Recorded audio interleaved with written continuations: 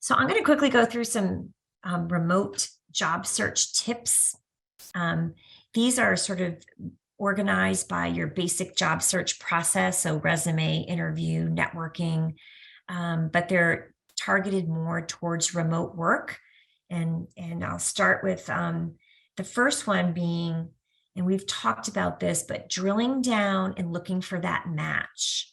So what remote means to you might not be what remote means to me or to Greg or to anybody else on this call. Does it mean that you never want to go into the office?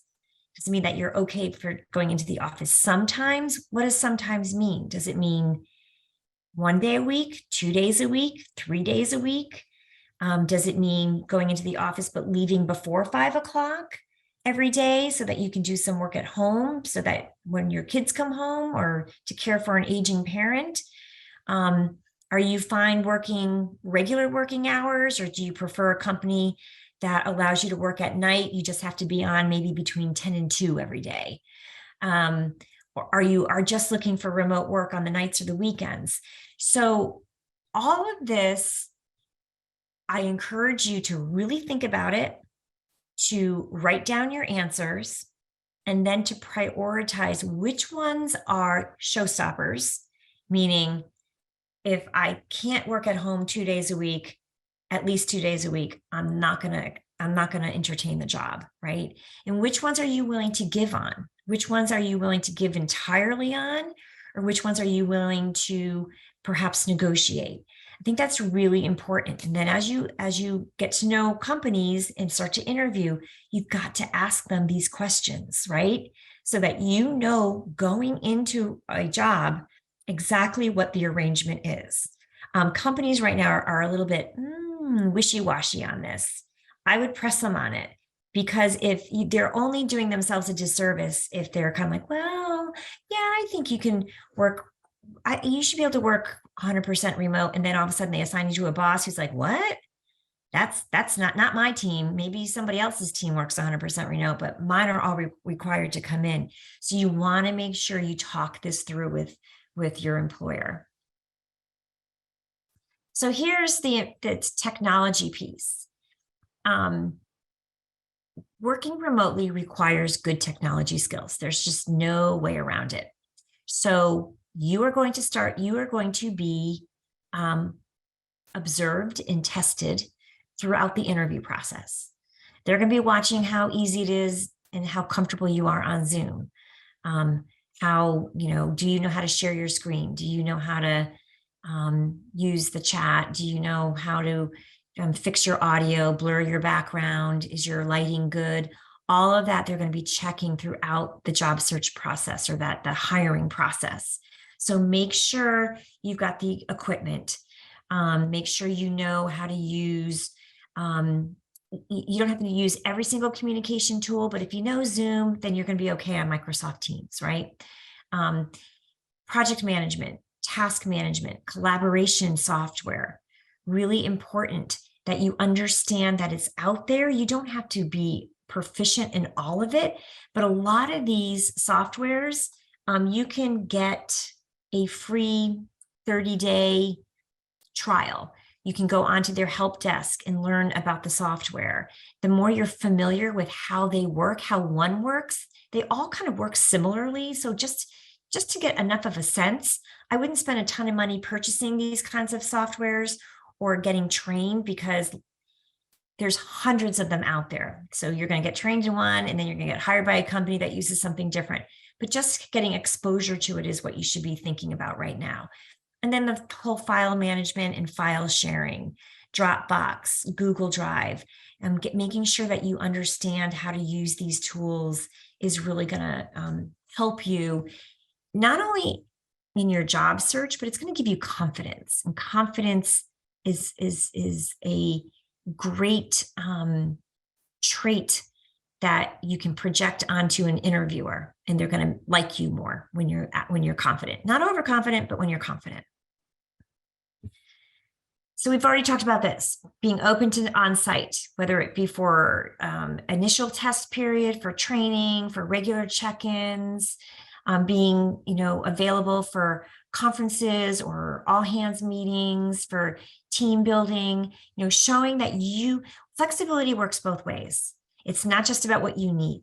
And so thinking about it that way is really important.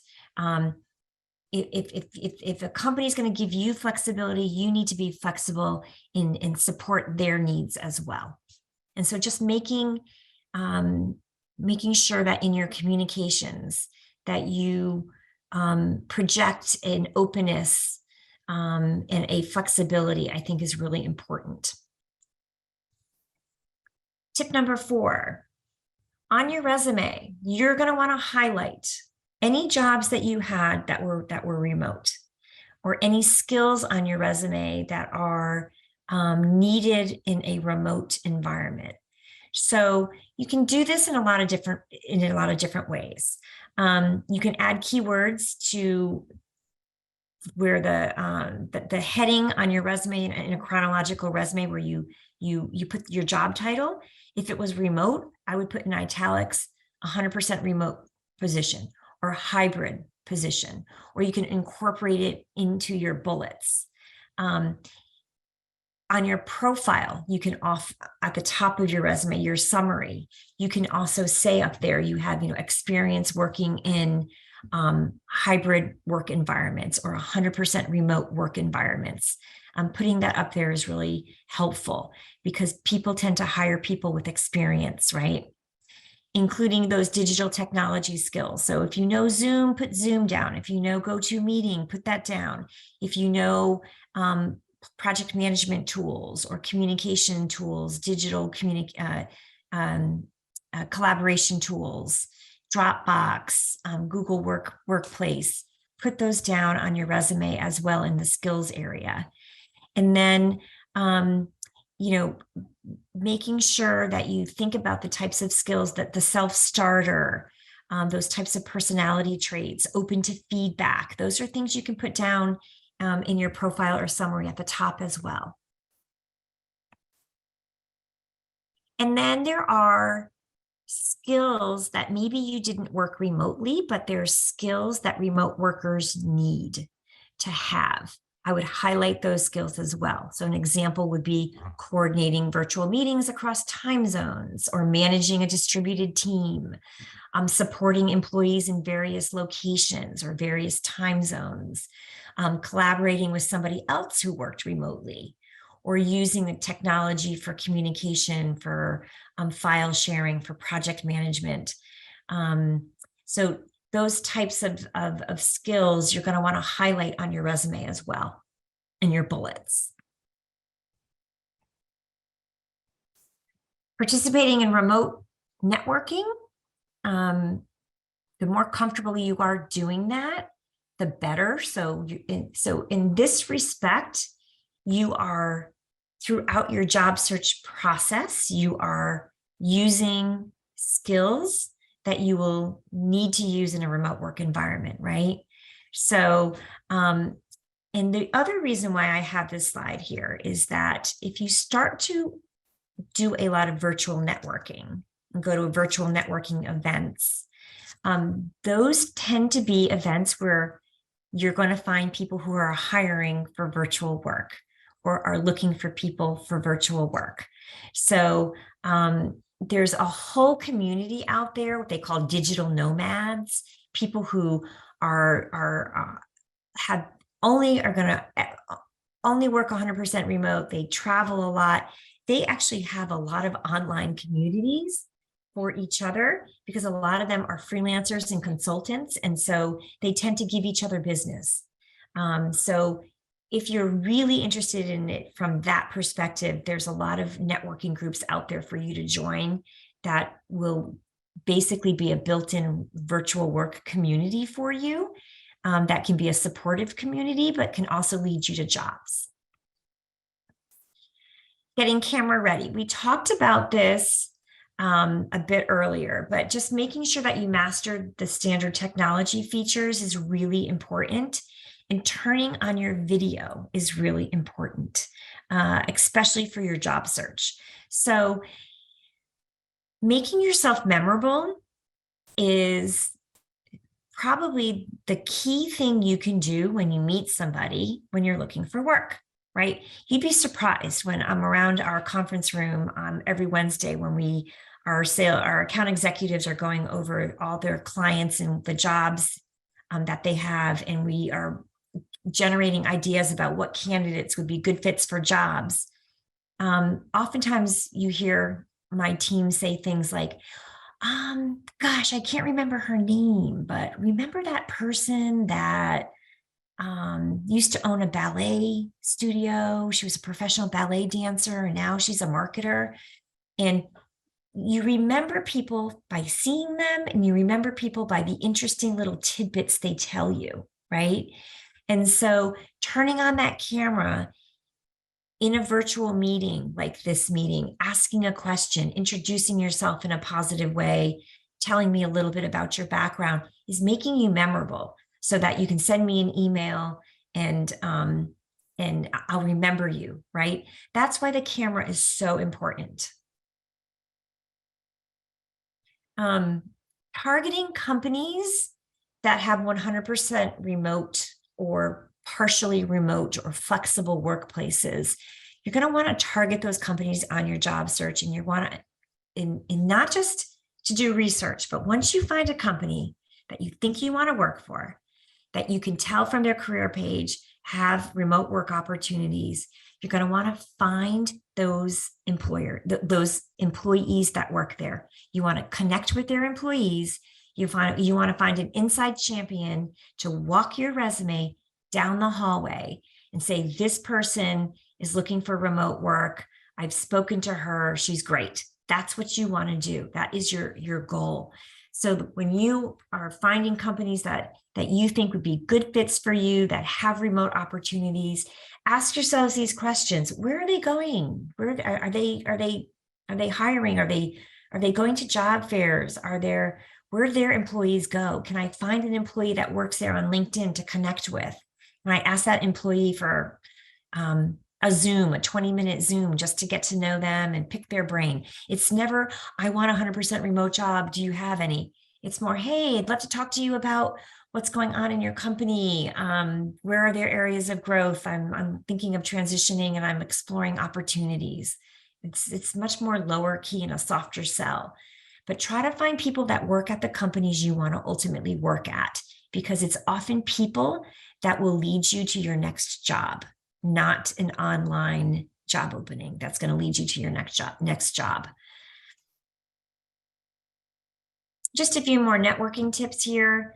For those of you that are really kind of independent contractors or thinking about doing that, you have a desire to work remotely, but you don't really want to be affiliated with a company, or you are a graphic designer or a communications person or a training and development person, and you can kind of brand yourself as a freelancer.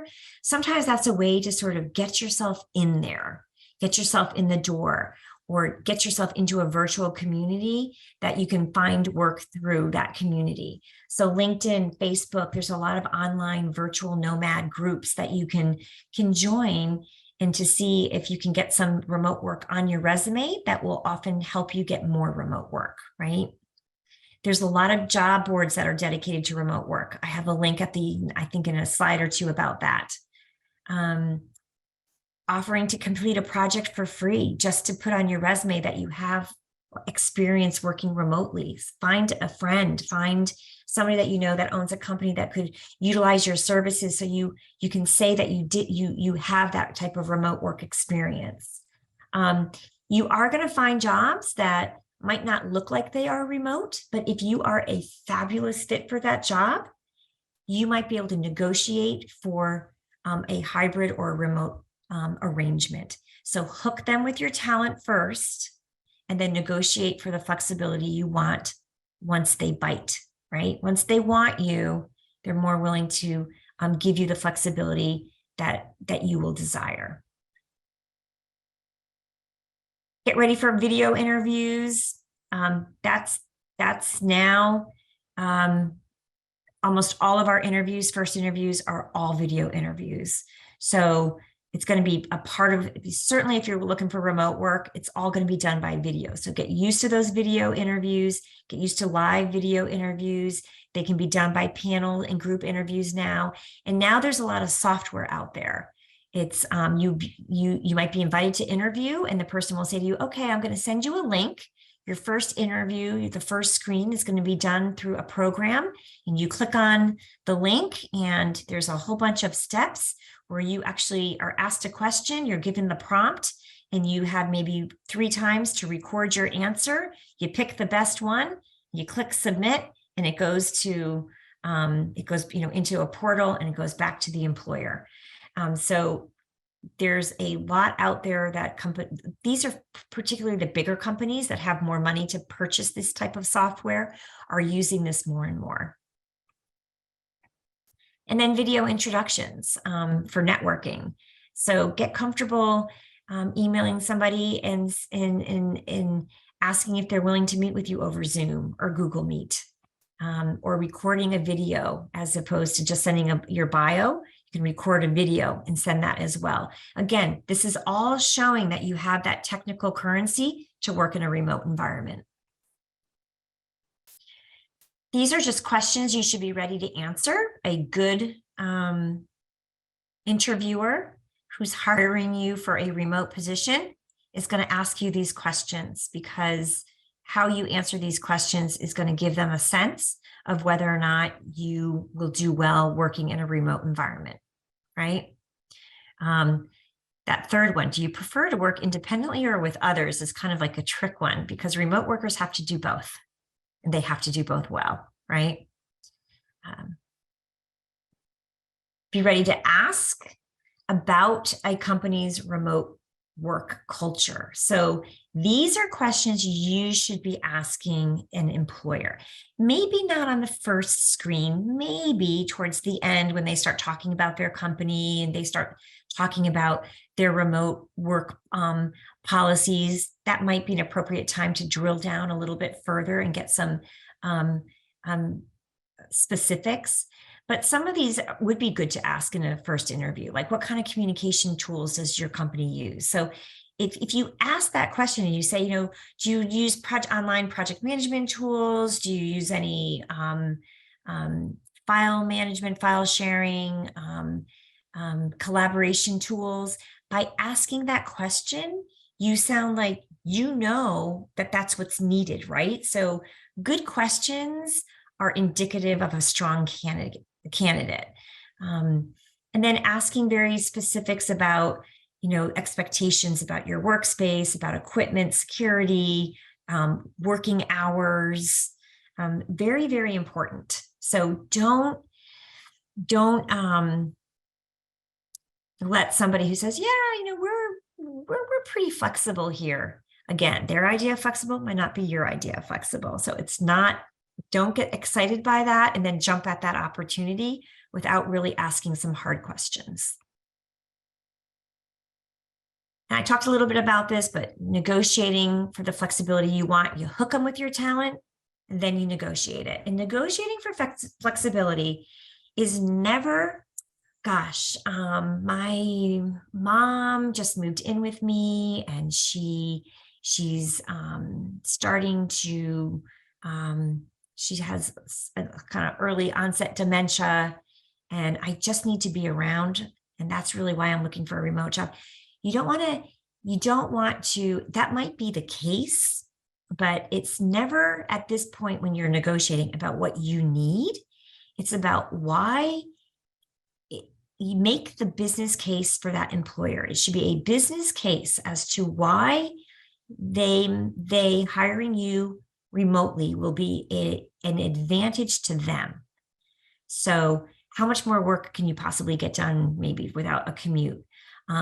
Why is working remotely helpful to you in terms of giving you the quiet time you need to be creative if you're a graphic designer or something like that? You want to make a business case for it. You want to prove to them by telling them about your prior accomplishments and successes working remotely. You want to bring that up as leverage for why they should be giving you a remote role, because you've proven that you can do it, right?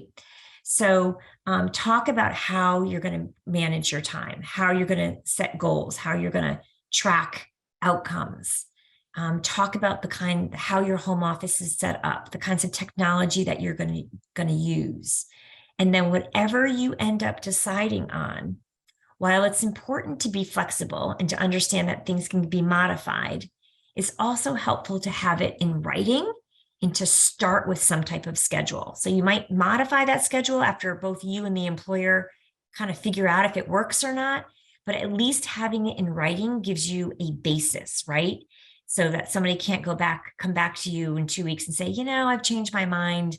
You need to come in every day. Expect incremental progress. So getting remote work, you might have to start not with a remote job. You might have to start with maybe just a hybrid job or with an on-site job. It might require several conversations. You might be given some flexibility little by little, not all at once, right? So being patient, taking baby steps, considering a trial period, adjusting as you go to make sure that it's working for not just for you, but for your employer and for your other coworkers is really important to have that broader sense. Then upping your communications game, super important.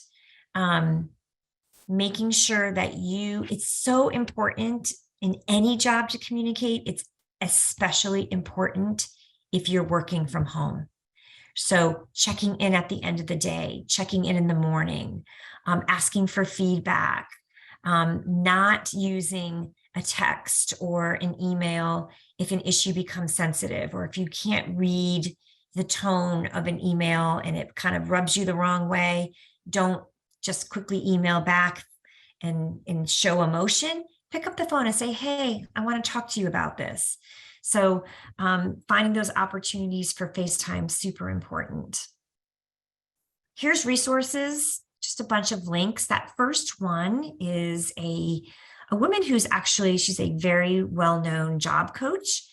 She's has written books, and her book is called Ambition Redefined, and it's about flexible work and about staying engaged in the workforce and the importance of it for women in particular. But she has a directory on her website of all sorts of different kinds of companies and connection platforms where you can find flexible work. My company, FlexProfessionals, is on that directory as well. So it's a great resource. Upwork, I don't know if you've heard of Upwork. Upwork is basically for freelancers. There's most freelance work can be remote. So there's a lot of remote opportunities on that platform. And then the last one is just FlexJobs, which is another flexible work connection platform. They often do research about the top companies for remote work. And their last one came out, I think, in August. And you can take a look at those companies as well.